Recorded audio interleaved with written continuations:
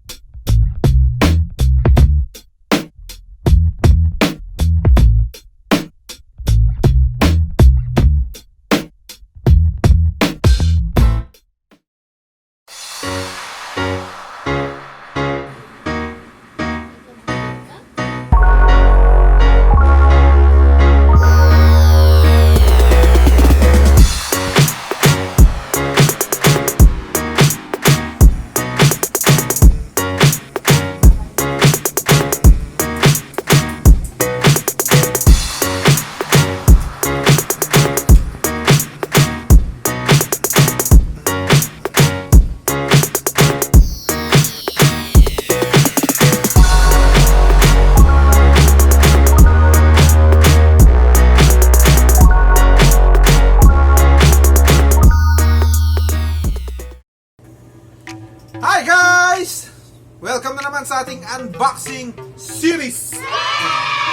Ito ang ating i-unbox today.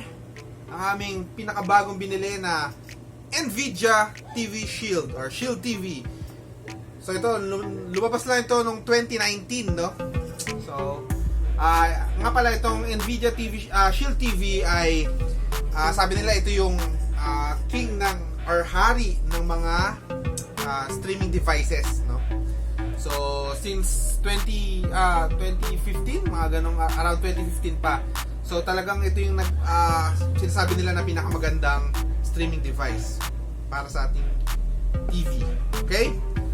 So ibubuksan na natin siya and tingnan natin kung ano yung kanyang specs at kung ano yung kung bakit siya naturingang hari ng streaming devices. Okay?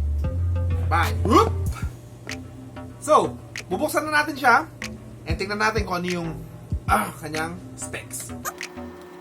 So, nabili namin siya sa Lazada. Ang halaga niya is 10,644.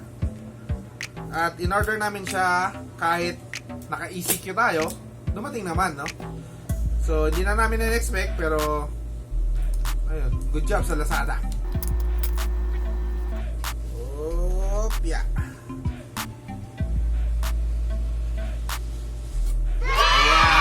Kita niyo ba yan? Tara! Wow! Tingnan niyo naman yan, no? Ganda ng itsura na, di ba? Anipis lang, di ba? Kamukha niya ay nasa box. Di ba? Kita niyo yan? Nvidia TV Shield TV.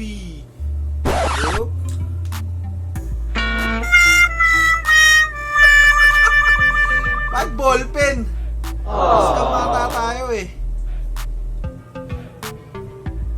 Scamas. Patrick. Pink. Joke only. So kung titingnan nyo, halos parang kapareha siya nitong ano to, pen tablet na lalagyan ng pen tablet. So parang ganun, no? So na-prank ko kayo. Okay, buksan na natin. Let's go! Tcharan!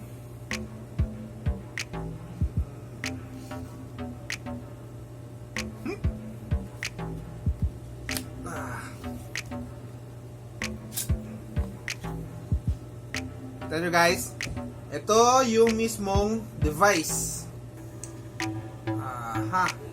So bali ito, 2019 lang siya lumabas. And kasabay ito nilabas yung kanilang Nvidia Shield TV Pro. So ang difference lang nila, ang alam ko, 3GB RAM yung Pro. And itong Shield, Nvidia Shield lang is 2GB RAM. Parang yun lang ang alam kong nag-iiba sa kanila. Although yung Pro is talagang for gaming. And ito, kung talagang habol mo lang is yung stream ka lang ng mga movies, Netflix, talagang ito na lang kasi mas mura siya ng around $50. So, magkano? A few moments later. Hindi ko alam. Mga siguro around 55K? Hindi ko alam talaga. Hindi po ako magaling sa math. Ito, no? Tingnan natin yung remote. Simpleng-simple lang.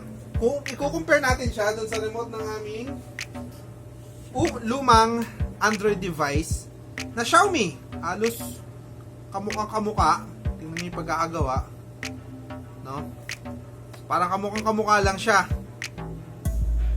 Ang nagkaiba lang, ito, parang korting Toblerone and maganda.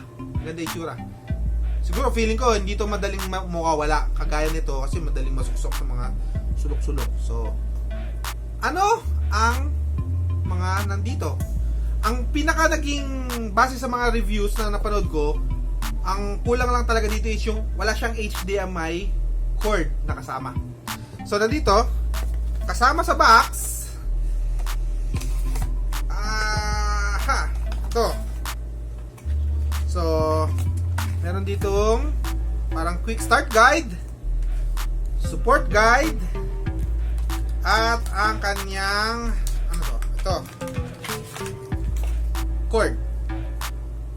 Yan. So dito, kita nyo, nandito isasaksak yung cord, and ito, nandito yung HDMI cord sa kabila, and yung micro SD. Bali, ito pala, storage niya is 8GB. Bali, yung RAM niya is 2GB, no? 8GB yung storage, pero pwede pa siyang ma-expand. So, gagamitin nyo yung micro SD. And then, ayun. Ito ang kanyang specification. Ang processor niya is Nvidia Tegra X1 Plus na may 256 core Nvidia GPU, no? So parang phone na rin siya halos, no, yung kanyang processor. And then ayun, meron siyang Bluetooth 5.0 din plus LE. Ito, ang pinaka para sa akin, ang pinaka reason kung bakit kami kumuha nito is yung kanyang tinatawag na AI upscaling, no? Meron siyang tinatawag na AI upscaling. Na yung AI upscaling, kaya niyang yung parang 1080p na mga movies mo, pwede niyang gawing parang magmumukhang 4K. Sabi yun ang sabi nila. So titingnan natin mamaya, tetest natin mamaya. Ipapakita namin sa inyo kung talagang na-upscale nga niya yung regular na 1080p na movies. So, ito rin pala, ganun din, meron din siyang Google Assistant, tapos na nag-work doon kay tinatawag nila kay Alexa, si Alexa, no? Sino nga ba si Alexa? So, yun. And then, ano pa? Sige na, excited na ako. Tirahin na natin, tetesting natin ngayon sa TV namin. Itong aming TV ay, tingnan mo, pakita mo. Itong aming TV ay isang regular lang na TV, HD TV. Hindi siya 4K. Pero syempre, itetesting din natin. Syempre, itetesting din natin mamaya yung doon mismo sa aming 4K na TV, itong Nvidia. Kanyang interface. Ayan. So, na-setup ko na. Na-installan ko na rin ng mga games. Tinesting ko siya sa games. And, luckily, nagamit ko siya sa games. Yung ginamit ko ang aking controller lang ng PS4. So, isasama ko rin dito, include ko kung paano connect ng controllers ng PS4 sa inyong Nvidia Shield TV. So ngayon, papakita ko sa inyo kung paano gamitin or i-connect yung ating controller ng PS4 sa ating Nvidia na TV, Shield TV, okay? So ganito lang, ha? So punta tayo sa settings. Kita mo? Baka nakikita ilaw. Settings. And then punta tayo sa remotes and accessories. shield accessories, and then pair an accessory. So, kung kiklik nyo yan, kailangan kiklik nyo na rin itong PlayStation Store button, PlayStation button, and yung share button. Ito. So, click nyo sila sabay. Ayan. Bluetooth. Nakita nyo agad. Bluetooth pairing request. Pair. And that's it. Oops. Yun. Kita nyo? Nag-pair na silang dalawa. Nakokontrol ko na yung aming Nvidia. So,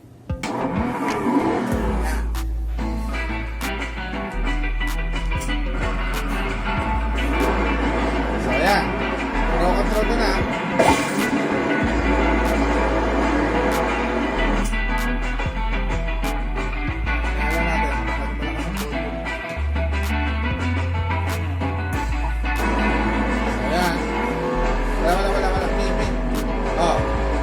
Guys, so ayun na, ang smooth ng galaw, oh. Yun. Hello guys, no, quick recap lang tayo, no, tungkol dito sa Nvidia Shield TV base sa naaral ko, base sa na-testing ko, no. Ang masasabi ko sa kanya, mabilis yung kanyang pag-process ng, halimbawa, yung app na maglilipat ka sa ibang app, mabilis siya mag-process. Doon naman tayo sa sa yung tinawag nilang AI upscaling na